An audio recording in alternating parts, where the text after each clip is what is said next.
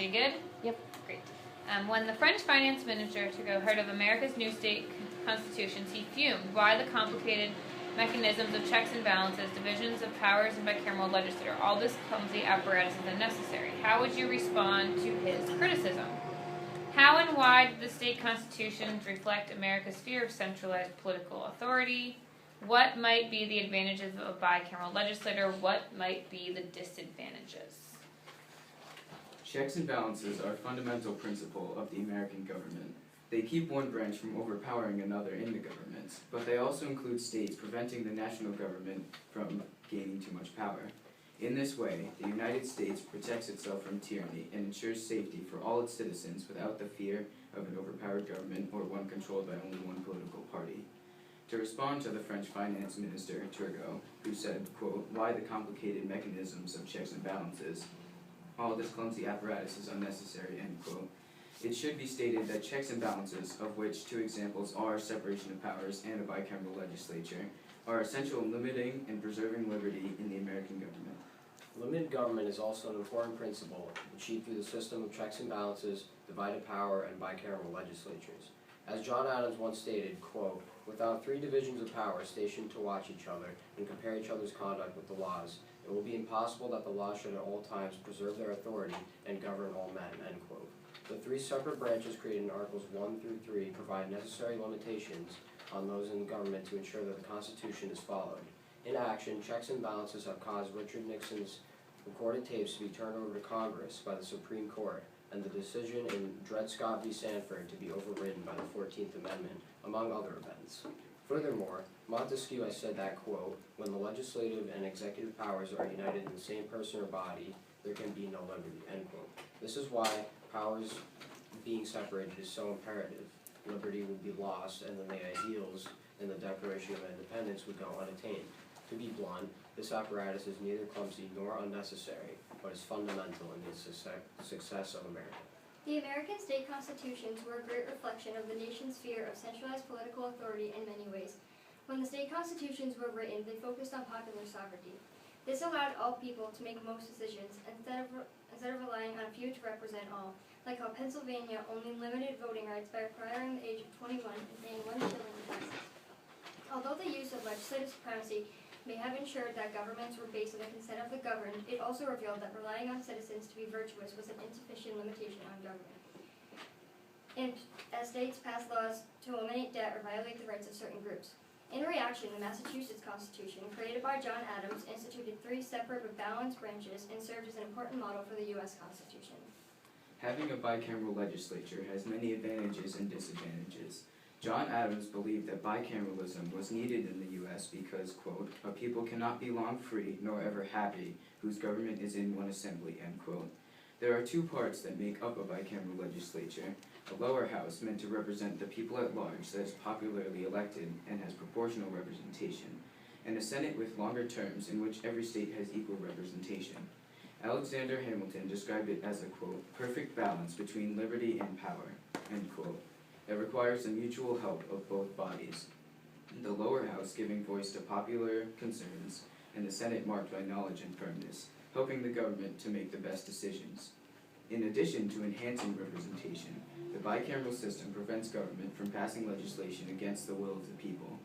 On the other hand, many Americans today may question the value of bicameralism, as they see Congress as deadlocked and ineffective because filibustering has made it difficult to get laws and acts accomplished. Three separate branches of government that all check each other and a two-house legislature that in turn checks itself are all necessary. They are, as Federalist 51 states, the auxiliary precautions that make it so the nation is not always dependent on the civic virtue of the citizens. All in all, if Turgot could see how the American governmental system has succeeded, he would have to change his mind on these principles. 352. Nicely done. Great. Thank you. Okay, now for questions. I'm curious as to what state constitutions in particular do you think reflected the fear of America's centralized power and authority?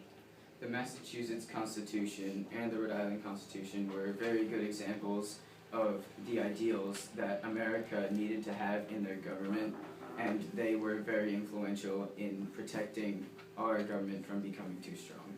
The Virginia Declaration of Rights also illustrated it was the first constitution to illustrate the importance of basic and natural rights for all citizens, as their natural rights that were entitled to the citizens of Virginia were put in the first page of the Constitution, so that was very important to them. And it also influenced George Mason to later on argue in the anti-federalist debates for a Bill of Rights in the Constitution.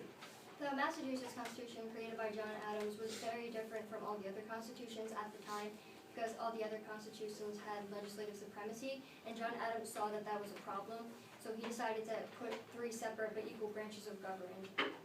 The Rhode Island Constitution was the first to have freedom of religion, which showed that we couldn't have governments that could restrict what religion the people could follow, because if they could restrict religion, they could then stretch that to eventually restrict other things that are related to that. So protecting against that was very good to stop. Thank you.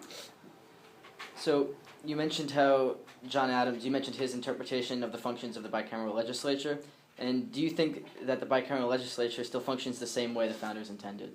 The bicameral system was meant to check the legislative branch because, as James Madison said in Federalist 51, a legislative branch would become the strongest in any Republican government.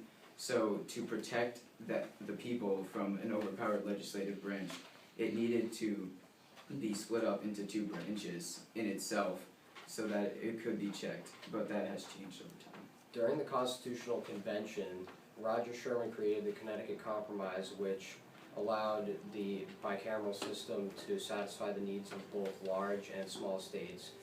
For example, the House of Representatives had proportional representation, so larger states would have more say in that house, but the Senate had equal representation, so smaller states would be able to express their views more easily.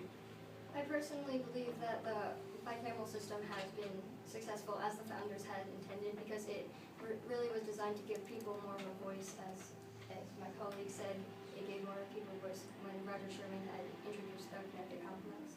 A change that has happened with the bicameral system is with the passing of Amendment 17, the Senate is now elected by the people instead of the state legislatures, which gives the people a lot more representation in the legislative branch in their national government, so that the state legislatures don't have as much power in that. Another problem in the legislature, the bicameral legislature today, is the filibuster, which is the ability of the minority party to delay legislation trying to be passed by the majority party. And some current examples, Rand Paul had a 13-hour filibuster, and he delayed the legislation of what Obama was trying to do at the time for a long time. And people have done this for like many years, and this is not good because the majority party is never able to get anything done when the minority party is constantly filibustering legislation that could be essential in shaping public policy later on. Over time, a policy called gerrymandering has also become a big factor in the legislative branch today, in that they redraw district lines so that certain parties will win most elections and get their representatives elected that they want, which can be unbalanced in the government. Great, thank you. So going off of that, I'd like to hear more on how the development of party politics, as you briefly discussed, continue to influence the checks and balances put in place through bicameralism, specifically a little bit more details on what you're viewing as the current problem and maybe potentially a solution that the founders might like. Well, the current problem right now is that the Republican Party is clearly dominating our legislative branch today, and it does show that the party politics does influence our government through the fact that some parties make certain decisions, and then that could influence the government. But if they are fair and equal parties, then they can also have different ideas that can come together to make the best decision. We've also seen recently that the Republican-controlled Senate has been refusing to agree to Obama's proposals to his judge appointees to the Supreme Court, and so the Supreme Court will continue to have 8 judges until the 2016 election because the Republican Senate refuses to agree to appoint one of Obama's proposals. So if That's time. oh, Okay, thank you. Okay, keep it. You can breathe now too, it's okay. So in your reading, I really appreciated the amount of eye contact that you gave when you were presenting, how you tracked each other when you were talking. It really shows your investment in practicing and just your knowledge of your statement. So really well done on that. Also, just kudos for reading such long sections. It's really hard to do that, so really well done there. In your questions, you did a great job bouncing off of each other, though in the second one, you likely could have consolidated a little bit more so you can get more questions, versus like you were giving great points, but instead just really like pack your punch and then move on, so that way you can get to more questions, because it's clear you know a lot about this, so the more questions you can get asked, right, the more you can demonstrate that knowledge. I think your group showed extensive knowledge. You used a lot of current events, whether it was with Rand Paul's filibuster, which is somewhat recent, and then the Supreme Court nomination. You also used a lot of other outside knowledge, like U.S. v. Nixon, Federalist 51, and gerrymandering. And then you also used the 17th Amendment, which was a great use of constitutional application. And I think going off of that really tying in those current events, like Unit 1 kind of gets no love for the fact that tying in current events isn't always the easiest thing to do compared to the other units, but you did, this question is such a fine example as how you can really pull off of those current events and use and show, like, look, these things are still relevant today, here's why. So really thoughtful job on that. Well done. And you all spoke really clearly, loudly, and confidently, which it was consistent with all 3 of you, and you could tell you guys were practiced and well-versed in what you were speaking on.